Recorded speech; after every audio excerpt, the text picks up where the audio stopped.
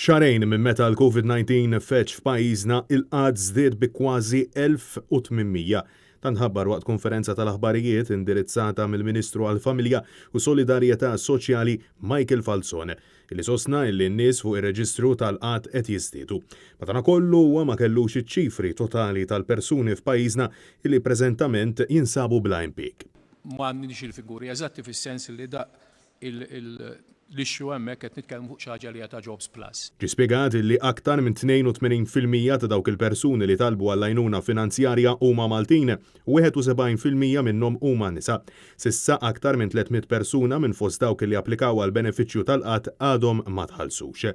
Intant, minkejja l-għajta t-tarrax tas-surplus illi kienet ilha tidwi snin, issa il-Ministru Falzone qed jgħid li kull but għandu qiegħ. Wasosna wkoll li mhux jifhem għalfejn il-Partit Nazzjonalista qed jitkellem favur dawk il-120,000 persuna illi għadhom ma rċevew ebda għajnuna finanzjarja min-naħa tal-Gvern.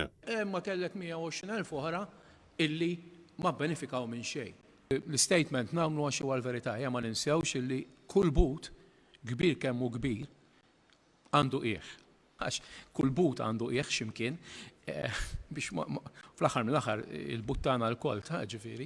Il-Ministru Michael Falzone tkellmu wkoll dwar kemm huwa importanti li l-pubbliku jsegwi dak li jgħidu l-awtoritajiet tas-saħħa filwaqt li esprima tħassib dwar iż-żieda tal-asintomatiċi f'pajjiżna illi tpoġġina f'sitwazzjoni illi mhux ċajta.